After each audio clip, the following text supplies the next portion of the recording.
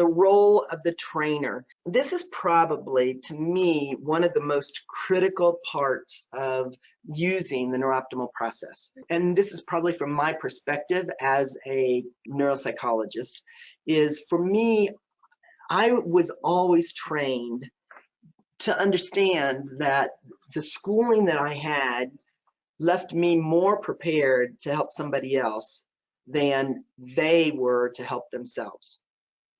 And the neurooptimal philosophy is quite the opposite. There is no schooling that we have that is better than the knowledge the individual has already. And that is a very, very significant perspective change, and one that is easy to forget because, you know, everything that you've done for the last whatever many years has been you're always helping somebody else. You're not responsible for somebody else, nor are you responsible for their journey and how they make it through this process. What you are responsible for is providing the service. But beyond that, everything else we are empowering the client to take credit for. No matter what is happening, it is the way they are responding. It's their journey and it's not ours. We have no way of changing protocols. We have no way of doing something different. The best we can do is to go through and help them figure out what is working and what isn't working. So whether it is how often do you want to come in, you know, how long would you like to, how many sessions do you want to do? All of this is entirely up to the client. Now, I can hear every voice scream out to me, how do they know? They've never done this. They don't know what's going on. They're damaged. They're whatever. You know, the deal is that we have a very, very intuitive part to our brain. And when we are under stress and when we are nervous or anxious or depressed or any and all of these other symptoms that arise in our world and life, we are not able to pay attention to our inner self. And the philosophy of Zengar is one, of course, do no harm, and that I think that makes a lot of sense. But the other is to empower the individual to feel that internal feeling again. And if what they are relying on is us telling them how they did or what they're doing or whether they're making progress or how many sessions to come in or any of that, when they require us telling them that, then it automatically turns it into a medical model of us knowing more than they know. Now, granted, you've taken this course. Hopefully you'll take the advanced course, so you'll have more knowledge about how this system works, but we don't have anything that shows us what's going on in that person's brain. Everything else is an assumption. We think this is what's going on, maybe, but we don't know that. And no matter how much we know about the brain, we still don't know that because we're not in there. We don't see it happening. We don't feel what they're feeling. And so the only thing we can do is empower them to feel that and talk to you about it. Now, the easiest way to do that is to train yourself. Start with what you're telling them to do. It is so difficult for people to go through a process, ask you how you're doing, and you either have to lie about it or you have to say, I don't know, I don't do this. You know, that doesn't in any way instill any trust that this is a program or a process that they're going to gain benefit from. You know, because we're not a medical treatment or anything like this, you know, the people that you're working with, you can get as close to them as you want to get, which is also a very interesting thing. You know, I've become very close friends with a lot of the people that I've trained that have been in my offices because there is not a hierarchy. There is not the feeling of, you know, you're my client, I'm your therapist, I'm your trainer, I'm your whatever. That hierarchy is not part of what the neurooptimal process is about, because it's a training program. You know, the only difference is that you own the machine and they do not. They could. So you want to be in a position, if they decide they do want to, that they'll buy that system through you. You'll make a little bit of a commission on it, and it then kind of pays you for the idea that they're no longer your client. You know, you can still help them get started and help them through everything, but you know, you're not making the money session-wise that you would have before. We'll talk a little bit more about that part when we get into more of the business aspect. So you always want to walk the talk. You never want to do something or ask somebody else to do something that you're not doing or that you haven't already done. And again, like I told you, I've done so many hundreds of sessions. I have no idea how many sessions I've done. I couldn't even venture a guess over the last 25 years. So part of what your job as the trainer is to make sure that they understand this process in a way that they don't keep coming back to you saying, but how am I doing? What do you think? What's my brain look like? How is it doing now? Did it make any progress this time? All of those things are turning it into a medical model. So when you explain in the very beginning how all of the change is going to be inevitable, whether or not they're hooked up to a session and they're with you or not, they're going to go through change. And they're going to keep moving whether they take the neurooptimal sessions or not. The nice thing about taking the neurooptimal sessions, and you can explain this to them, is that flexibility and resilience means that no matter what is going on environmentally, externally, internally, you're going to be able to jump through those hoops a lot faster. You're going to be more flexible, and you're going to be able to change in a way, you know, change in a way that makes your world and life less uncomfortable. So really helping them understand what this process is about is the most prime job that you have. I personally call any of our wellness trainers detectives. You're always looking for very minute changes or shifts in what they are presenting to you as when they come into their office. So keeping good notes is really important, making sure that you work with them on releasing any expectations. You know, I always ask, you know, when they first come in, and we're going to go through this new consultation for new clients here in just a few minutes, but I always ask, you know, what is it that you're expecting to get from doing this process? What do you know about it up to this point? What, you know, or after I've already explained everything, what do you feel like it could help you with? When they say, boy, you know, I just would love for all these migraines to go away. Now you have an expectation, they have an expectation that this is going to fix their migraines. And you are in a position then where you can say, you know, we really don't know exactly what fun things you're going to experience as you go through this. And we have in the US, I don't know if you guys have it everywhere that you live, but we have something called Cracker Jacks.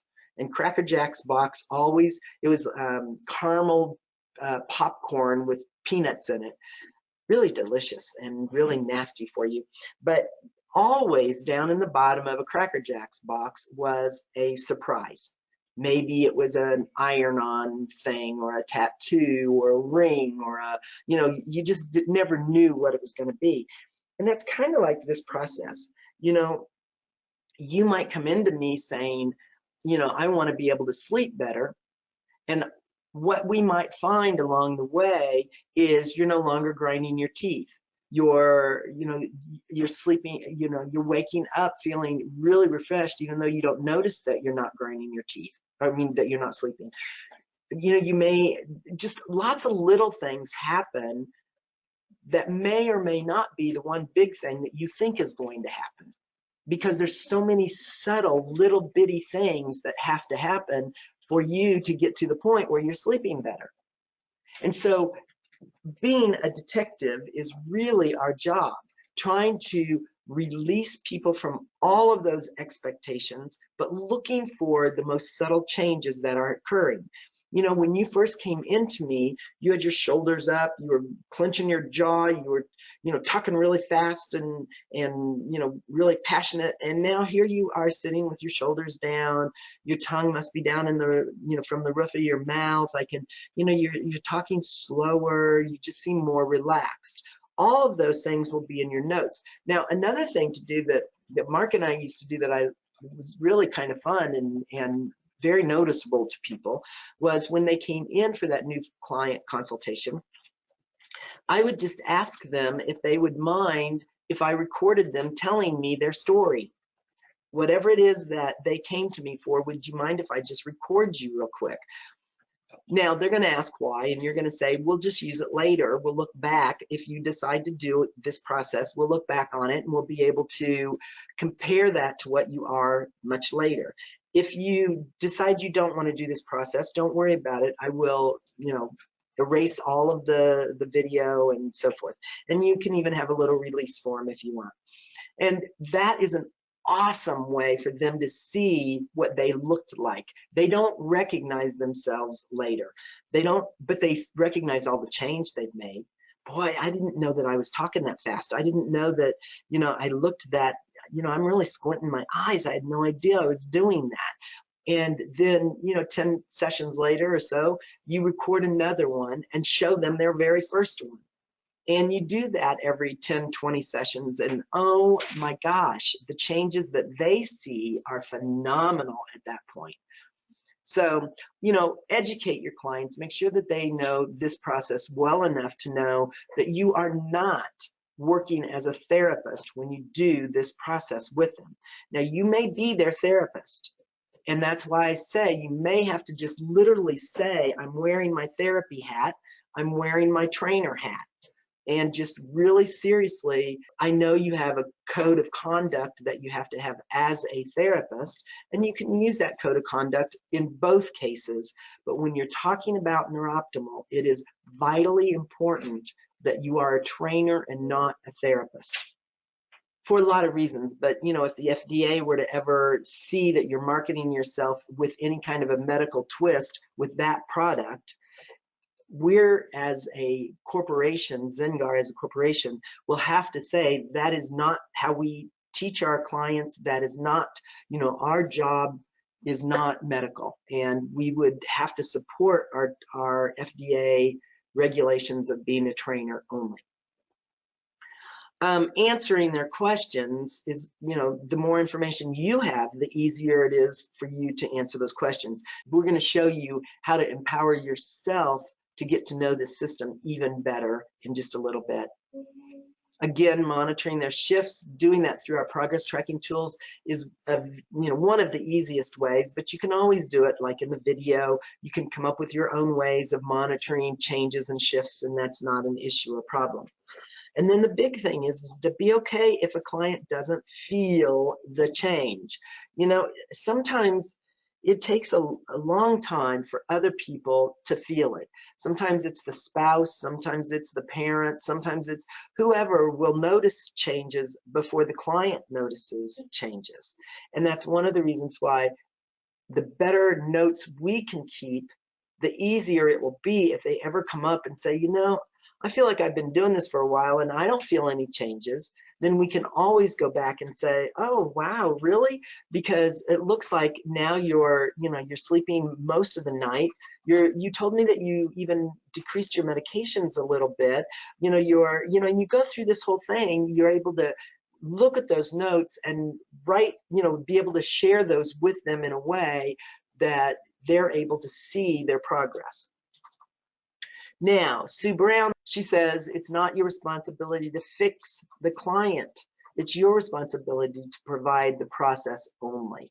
And remember, because we're putting nothing in, we're taking nothing out, it would be like teaching somebody to read and then not being responsible for what they read. So you can teach them this process, you can teach them to read, but you are not responsible for what it is they do with their training. And why I say it in that way is that occasionally people's journeys as they go through this process is not always the most pleasant. Sometimes people will kind of fight the change that is occurring and will actually deliberately, unintentionally of course, go back and try to respond the same way they were before they ever did this process. Now they learn right away that they don't have to respond that way anymore, that is not serving them well, and so they stop doing it again immediately. But it's like they might take a little bit of a zigzag, a little, off the beaten track to get back onto a journey that is comfortable for them. So again, it's a little bit like if I use my sitting in my chair analogy. I'm sitting in my chair, I'm starting to feel a little uncomfortable, and so I decide to move out of that position, but I think, boy, that doesn't feel like a good position, so I go right back to the position I felt a little uncomfortable in, thinking it won't be uncomfortable now. And yet it is uncomfortable. And it doesn't, I've been in that position too long. And so then I immediately change again and go into a different position. And that is kind of sometimes what happens with other people as they go through this journey, is they go right back to what they were doing and it doesn't work for them and they immediately change and do something different. Now, by me telling you that, I just created an expectation for you. Now I want you to release it. I want you to know that not everybody does that. Not everybody will do that. The majority of the people we worked with never went back in any way. They continually felt better and better and better and better. And that is mostly what happens in their journey. But any and all of our thoughts and our expectations and our experience bleeds over into our relationship with our clients. And those clients then will pick that up. So here's one that happens quite a bit, is that most therapists have been trained to think that you do a session with your client, then you need an amount of time, 2 days, 3 days, 4 days, whatever, to simulate that information before you do another session. That is not the case with Neuroptimal. You can do a session every single day. You could do 2 sessions every single day. You are constantly training a different brain every time it's on. So we don't need or want to tell them how much time they need for their brain to understand this in between. And yet your education would tell you that that's not the case. So with this training program, it really is okay. Now, on top of that, with this training program, and because we are all detectives, and because this is important to empower them, we're always asking them, how are you feeling today? Do you feel like you'd like to do another session? When would you like to do that session? I have time available here, whenever those things are. And so together you can work it through dependent upon your own personal schedule, or if it looks like they want to be seen daily and you can't see people daily, that just doesn't fit into your program the way it is, then maybe what makes sense is for us to help you understand how rentals could work for you. And they can take that system home, they can do it daily, and then they see you every 2 weeks or 3 weeks or however often you'd like to see them, to kind of work through all of the other things that you're working with them through. So as a trainer, our biggest job, besides educating everyone to understand that we are trainers, and this is our job as a detective to work you through all that. The other thing is that just like the central nervous system is monitoring the body in terms of duration, intensity, frequency, and shift, Neuroptimal is also monitoring that in these same ways: duration, intensity, frequency, and shift. And so will we. So when someone comes in and they are concerned with sleep, one of the first things I say is, what is it about sleep that is a problem for you? And you keep working it down to its simplest form. Are you having problems falling asleep? Are you having problems staying asleep? Are you having problems, waking up and talking in your sleep, walking in your sleep, urinating in your sleep? Whatever it is, what is going on specifically? Are you getting 5 hours and you'd much rather get 7 hours? Or, what are we actually measuring here? And then once you get all the way down to that very simplest form, then you can recognize, okay. So the problem is that when you wake up, you're not feeling refreshed. Let's talk about that. What is your morning routine? How is it that you're waking up in the morning? And get it down to its simplest form. And then that's what you're going to measure: duration, intensity, frequency, and shift. Are you still waking up feeling less than refreshed every morning? And this is after a few sessions. Is that feeling still so strong for you? How often are you waking up feeling less than refreshed? And is that starting to change at all? Is there any shift in what you felt like from the beginning? And that is really seriously the simplest way. When they come in to talk to you, they're going to talk to you about what it is that's going on in their life and how it's affecting them in their life. When you talk back with them, meet them, join them, that's got to be horribly difficult for you. Now let's go back and talk about how this system works. What you're actually experiencing, this system cannot address in that way. It is able to help you become more flexible and move you away from that discomfort. And when that happens, almost all your symptoms are going to be different. And so we're going to monitor all of those symptoms in terms of duration, intensity, frequency, and shift, but we're not going to talk about that Neuroptimal is making this symptom or that symptom go away. It's the way their body is responding to those symptoms now that are changing. Hi, my name is Samantha Diabatis. I am the Director of Operations here at Zengar Institute, and I am also a trainer. The biggest lesson that I've learned over the years that I would like to share with you is, because the expertise is built into Neuroptimal and there's really no decision making on our part that needs to be done on behalf of the client, I have found that my role as a trainer really is to help clients be able to recognize their shifts. And the better that I have become at doing that over the years, the happier my clients have become. So the way that I do that is by using the progress tracking tools. I ask a lot of questions, I get a lot of examples, and during that process, there's also dialogue going on between myself and the client, and so I'm able to sort of give some framework to the client in terms of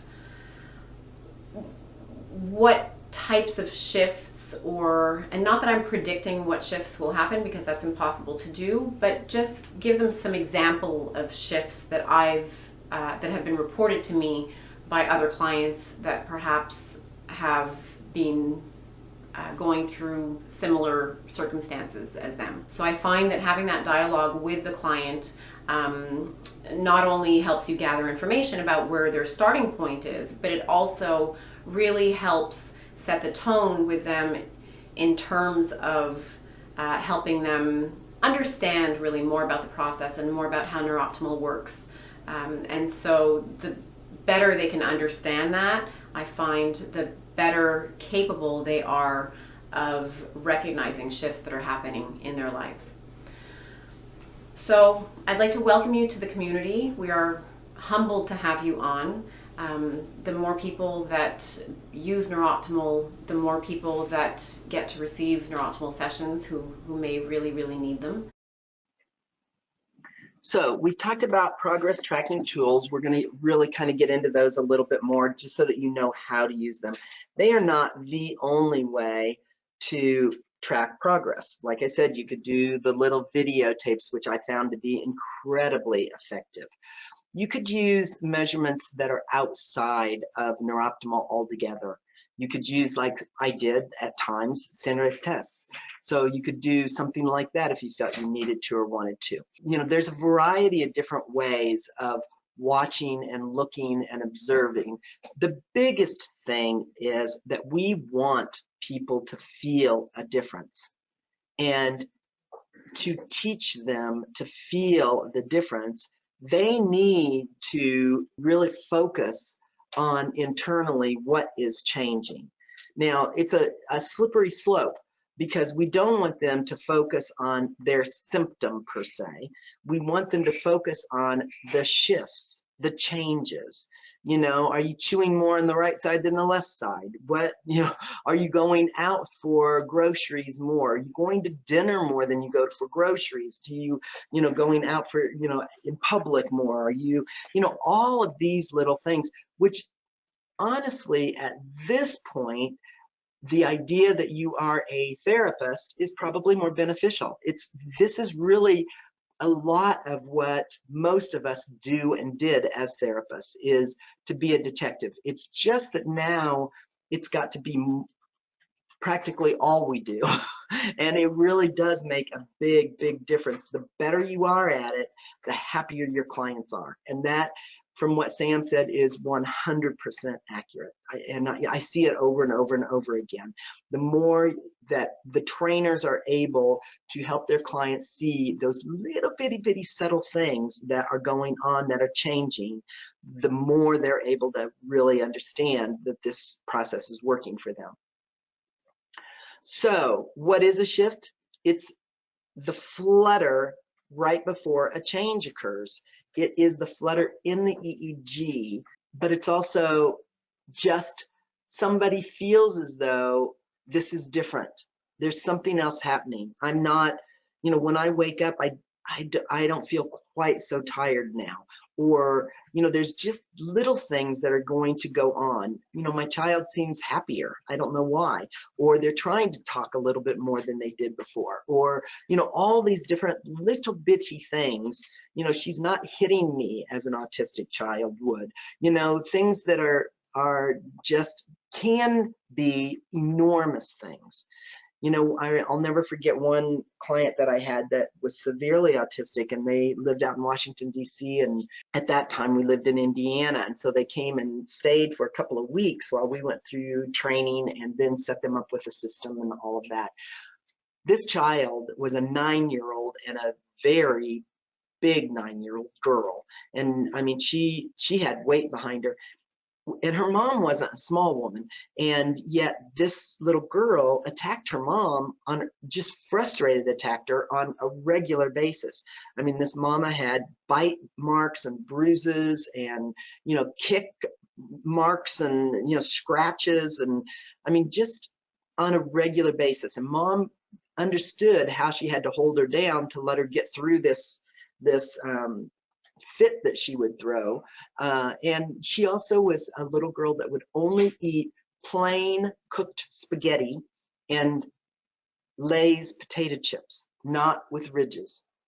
So those were the symptoms that we were monitoring. That's what we were really looking at. That was, for them, a really, really, really big thing. So we ended up doing these sessions. In the first 2 days or 3 days that we were there, this little girl had stopped having that kind of a fit. She didn't kick her mom. She would do that with her mom probably, you know, 12 to 15 times a day. And within a few days, she was no longer doing it at all. So we saw this very, very, very big change within a week. And we were doing 3 sessions a day for these 2 weeks. within a week, this little girl was starting to talk. She was 100% nonverbal. She didn't even have utterances. And yet she was starting to use a little bit of sign language and was uttering more for more, and was just starting to engage in a way that she never ever had. By the time she left us, she was still eating her plain spaghetti, but she allowed a little oil on it. And more than that, a little olive oil, but more than that, those potato chips, she allowed Ruffles potato chips with ridges instead, and was starting to pick up a few vegetables. She still was hypersensitive to texture, but was so much better. It was incredible. By the time she got home, things that had changed, we were not monitoring in any way, was she stopped having any kind of an accident at night. What's more, she started sleeping through the night, and they used to have to lock her in her bedroom because otherwise she would go down in the middle of the night and either get into the knives, or she'd start the stove and, you know, try to start a fire or something like that. So they didn't even have to lock her door anymore because she was sleeping all night long. You know, the big holes in the walls and things like that, they were able to mend, and they didn't have to do anything about it. Those were the other things that, although not really subtle, they were changes and shifts that none of us expected. They were the prize inside the Cracker Jacks box. None of us had any idea that that would be going on, and it was really, really, really fun and exciting.